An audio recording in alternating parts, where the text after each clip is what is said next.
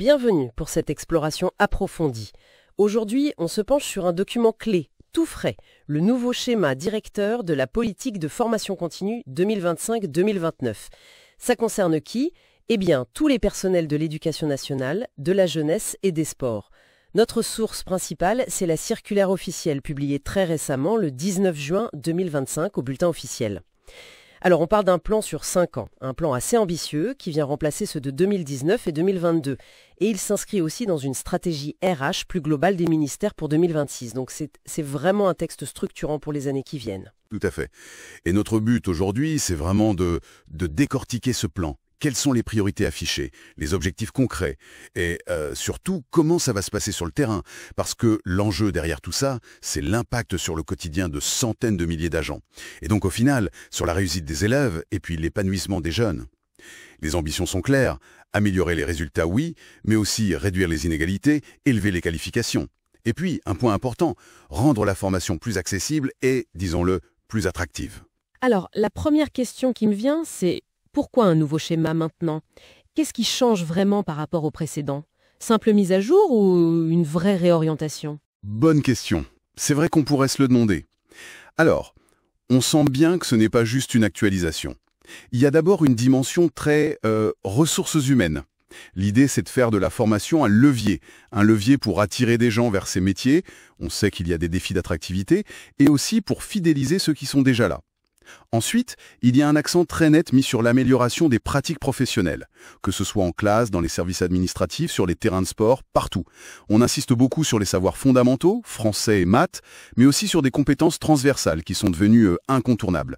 Les valeurs républicaines, bien sûr, et puis l'accompagnement des grandes transitions écologiques et numériques. Et ce qui est peut-être plus marqué qu'avant, c'est cet accent mis sur la personnalisation. On parle beaucoup de parcours de formation, adapté aux besoins de chacun. Plus seulement des actions ponctuelles, quoi. L'accompagnement des mobilités est aussi renforcé, la valorisation des compétences acquises via des certifications, par exemple. Et enfin, on encourage beaucoup les initiatives locales, le travail collaboratif. Donc oui, c'est plus qu'une mise à jour, c'est une volonté de rendre la formation plus stratégique et plus individualisée. Des parcours personnalisés pour tous, c'est ambitieux, effectivement. Et justement, qui est concerné très précisément ? Est-ce que certains personnels sont plus visés ou c'est vraiment tout le monde ? Et comment ça va se passer concrètement, ces formations ? On entend parler d'hybridation. Alors, le texte est très clair là-dessus. Ça s'adresse à tous les agents. Vraiment tous, sans exception de statut, de fonction, les enseignants, premier et second degré, les profs doc, les CPE, les personnels de direction, les inspecteurs, mais aussi tous les personnels administratifs, techniques, sociaux, de santé, les ATSS et bien sûr tous les agents des secteurs jeunesse et sport. C'est une approche globale et ce qui est intéressant aussi, c'est qu'on encourage à mélanger les publics dans les formations. Mixer les disciplines, les niveaux, primaire, secondaire ou même les catégories professionnelles. Des enseignants avec des administratifs par exemple. L'idée derrière, c'est de créer une culture commune, un peu plus partagée. D'accord, une culture commune. Et pour les modalités alors ? Alors, sur les modalités, il y a plusieurs principes forts qui se dégagent. Premièrement, cette idée de parcours de formation. Ça veut dire quoi ? Viser des ensembles cohérents de modules, peut-être sur la durée, pour vraiment développer une compétence, plutôt que des stages isolés sans suite. Deuxièmement, l'hybridation. Oui, c'est présenté comme la norme. Combiner intelligemment le présentiel et le distanciel, en utilisant les plateformes qu'on connaît comme Magistère dans l'éducation nationale, ou Mentor, la plateforme interministérielle. Troisièmement, point important, une formation d'adaptation à l'emploi systématique pour toute nouvelle prise de poste. Ça, c'est nouveau d'être aussi systématique. Ah oui. Quatrièmement, l'accompagnement personnalisé, surtout pour les nouveaux titulaires, pendant les 3 premières années. Cinquièmement, on veut ancrer la formation dans la pratique, dans le travail d'équipe au quotidien. Sixièmement, une exigence de qualité avec des référentiels précis.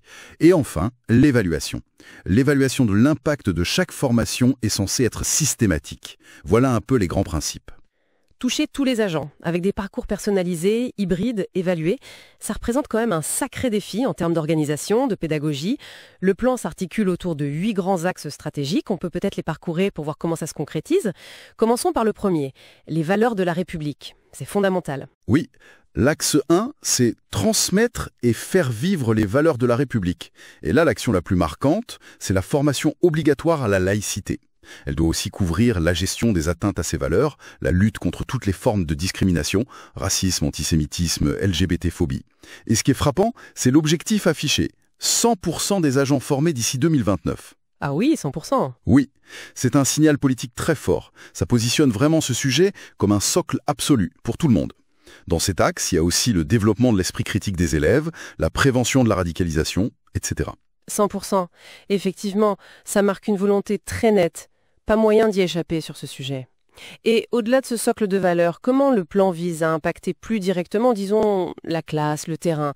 C'est l'axe 2 sur la réussite des élèves et l'épanouissement des jeunes, j'imagine? Exactement. L'axe 2, c'est le cœur de la mission éducative.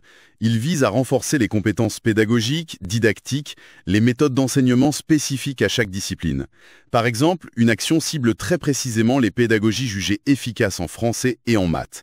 Et là encore, objectif très ambitieux. 100% des enseignants du premier degré formés. Encore 100%? Encore. Il y a aussi une attention particulière sur l'école maternelle, pour mieux prendre en compte ce que dit la recherche sur le développement de l'enfant. Et puis d'autres priorités. L'éducation aux médias, l'orientation avec le parcours à venir, la gestion de classe. On sent bien la priorité sur les fondamentaux et l'accompagnement. Pour que tout ça fonctionne bien, il faut aussi que le pilotage suive. L'axe 3 s'intéresse justement aux compétences managériales, c'est ça? Tout à fait. Cet axe, il est pour les cadres dirigeants. Personnel de direction, inspecteurs, chefs de service. L'idée, c'est de renforcer leurs compétences en management d'équipe, y compris pour ceux qui débutent, les primo-cadrans, mais aussi en conduite du changement, en dialogue social. Et pour les directeurs d'école, les chefs d'établissement, les inspecteurs, on met l'accent sur le pilotage pédagogique. Comment utiliser les évaluations, les données, pour améliorer l'enseignement et animer les équipes? Logique. Après les compétences générales et le management, l'axe 4, lui, semble plus ciblé sur des métiers spécifiques. C'est exactement ça. Là, on entre dans des formations plus pointues. Des parcours vraiment profilés pour certaines fonctions. Ça peut être des référents métiers dans la jeunesse et les sports, par exemple, les référents violences sexistes et sexuelles, ou ceux du service civique. Mais ça concerne aussi des fonctions support qui sont essentielles. Les personnels des RH, ceux qui gèrent les budgets, les finances, les spécialistes de l'achat public, de l'audit. Il y a même un objectif de proposer au moins un parcours national chaque année pour les communautés RH et budget finance. Et les ingénieurs de formation eux-mêmes sont aussi ciblés par ces taxes. D'accord. Une reconnaissance de la diversité des métiers, c'est bien. On parle beaucoup d'inclusion, c'est un enjeu majeur. Comment la formation prend en charge ce sujet? C'est l'axe V, je crois. Absolument. Axe V6. Coopérer pour une école et des ministères inclusifs. Là, on met l'accent sur la formation à la conception universelle des apprentissages, la CUA. L'idée, c'est de penser l'enseignement dès le départ pour qu'il soit accessible au plus grand nombre d'élèves avec leurs différences. Il y a aussi des formations plus spécifiques pour répondre aux besoins éducatifs particuliers. Les AESH, les accompagnants d'élèves en situation de handicap, sont d'ailleurs mentionnés explicitement comme public prioritaire. La coopération avec les familles et les partenaires extérieurs, comme le secteur médico-social, est aussi un point important de cet axe. L'inclusion des élèves, c'est essentiel. Mais quid du bien-être et de la sécurité de tous, élèves et personnel? Ça, c'est le domaine de l'axe V6, n'est-ce pas? Effectivement. L'axe VIS, ça touche au climat scolaire, à la santé, à la qualité de vie au travail, la fameuse QVT. Une action phare, c'est la formation à la lutte contre le harcèlement scolaire et toutes les formes de violence, notamment sexistes et sexuelles. Et là encore, on retrouve cet objectif très, très volontariste, 100% des agents formés d'ici 2029. Encore? Décidément. Oui, c'est un leitmotiv. Cet axe couvre aussi l'éducation à la vie affective et sexuelle, la gestion de crise, le secourisme classique, mais aussi, et c'est souligné comme une nouveauté, les premiers secours en santé mentale. Ah oui, la santé mentale. Oui, l'idée c'est de mieux repérer, mieux orienter les personnes en souffrance psychique. Il y a même un objectif chiffré, former au moins 4 personnes, direction, santé et 2 autres par collège et lycée d'ici 2029. Et bien sûr, la prévention des risques professionnels pour les agents fait aussi partie de cet axe. Ces objectifs à 100%, c'est vraiment un marqueur fort de ce plan. Bon, difficile aujourd'hui de faire l'impasse sur les grandes transformations de société. L'axe 7 se penche sur les transitions écologiques et numériques. Incontournable, effectivement. L'axe 7 veut faire de chaque agent un acteur de ces transitions. Pour l'écologie, l'ambition est, devinez quoi? 100% formés. Exactement. 100% des agents formés aux enjeux de la transition écologique d'ici 2029. Il y a aussi une action pour accompagner les projets éco-responsables dans les établissements avec une cible de 18 000 projets soutenus. Côté numérique, on met l'accent sur l'intelligence artificielle, surtout l'IA générative, en insistant sur un usage raisonné éthique. Il y a aussi le renforcement des compétences numériques généraux avec le CRCN-ODU pour les enseignants. Et bien sûr, la cybersécurité, la protection des données, des sujets cruciaux. Et pour terminer ce tour d'horizon des priorités, le dernier axe, l'axe 8, se concentre spécifiquement sur la jeunesse et les sports. C'est ça, ce dernier axe, il vise à renforcer la professionnalisation des agents qui travaillent dans les domaines de la jeunesse, de l'éducation populaire, de la vie associative, le fameux sigle GUPVA, et des sports. En gros, consolider leur expertise sur les politiques publiques de ces secteurs et leurs compétences techniques, pédagogiques spécifiques. 8 axes très denses qui couvrent un spectre impressionnant. Mais la question qui nous brûle un peu les lèvres, c'est comment tout ça va s'organiser concrètement? Qui pilote quoi? Comment ça descend sur le terrain? Alors, l'architecture de pilotage, elle repose sur 2 niveaux principaux. Ce n'est pas entièrement nouveau, mais c'est réaffirmé et articulé. Au niveau national, on a le PNF, le Programme national de formation.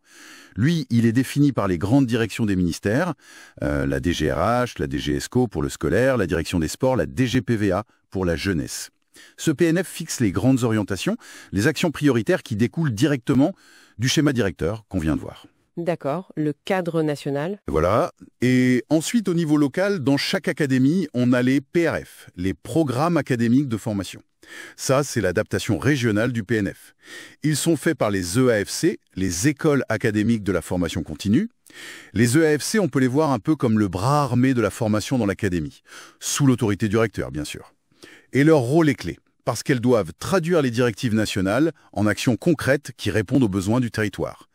Pour ça, elles travaillent avec des partenaires locaux, les universités, les INSPE, qui forment les enseignants, les CREPS pour le sport, l'INSEP, le réseau Canopé pour les ressources pédas, et même les PFRH, les plateformes RH interministérielles régionales. Donc il y a une sorte de dialogue ou peut-être une tension entre le cadre national du PNF et puis l'adaptation locale faite par les EAFC dans les PRF. Exactement. C'est tout l'enjeu de l'équilibre. Et pour s'assurer que ce dialogue fonctionne, que les besoins du terrain remontent, il y a des instances consultatives. Le CAF, le Conseil académique de la formation, et pour le premier degré, le CDF, le Conseil départemental de la formation. Et dans ces conseils, qui siègent? Eh bien, les représentants des personnels, désignés par les syndicats représentatifs au CSA, le Comité social d'administration, la nouvelle instance de dialogue social. Ah, d'accord. Donc, ces représentants sont associés à l'élaboration, au suivi de la stratégie de formation. C'est un garde-fou important pour que la politique de formation ne soit pas complètement hors sol. D'accord, je vois. Le dispositif est complexe, mais la logique se tient. Si on essaye de résumer tout ça, on a un plan sur 5 ans pour la formation continue. Il embarque tout le monde. Éducation, jeunesse, sport. 8 axes prioritaires très larges, des valeurs républicaines aux transitions écologiques et numériques, en passant par la réussite scolaire, l'inclusion, le bien-être. L'accent est mis sur des parcours personnalisés, souvent hybrides, et avec une grosse volonté d'évaluer l'impact. Finalement, quel est le message principal à retenir de ce schéma directeur ? Ce qui ressort vraiment, je crois, c'est l'ampleur et l'approche systémique. On sent une volonté très forte d'aligner les priorités politiques nationales, les besoins du terrain et le développement professionnel de chaque agent. C'est une tentative de faire de la formation continue non plus une simple obligation ou une variable d'ajustement, mais un vrai outil stratégique, de gestion des ressources humaines. L'objectif final affiché, c'est d'améliorer la qualité du service public dans son ensemble. Éducation, jeunesse, sport. Et cette insistance sur les objectifs à 100% sur certains axes, même si on peut se demander s'ils sont réalistes. Oui, c'est un défi immense. Ça témoigne de cette ambition. Voilà. Et du coup, ce plan, il soulève une question de fond pour les années à venir. Il met beaucoup l'accent sur la personnalisation des parcours, la valorisation des compétences, la certification. Alors, on peut se demander, est-ce que ça suffira à transformer la perception de la formation continue? Est-ce qu'on passera d'une obligation parfois un peu subie à une vraie opportunité de développement, d'épanouissement professionnel que les agents choisiront? Ça, c'est une question. Et à l'inverse, face à des objectifs aussi massifs, former 100% des personnels sur des sujets clés d'ici 2029, quels seront les vrais défis pour assurer non seulement le suivi, le chiffre, mais surtout l'impact réel, durable sur les pratiques de tous les jours, surtout avec des effectifs aussi énormes et diversifiés. La mise en œuvre de ce schéma sera sans doute aussi intéressante à suivre que ses grandes intentions.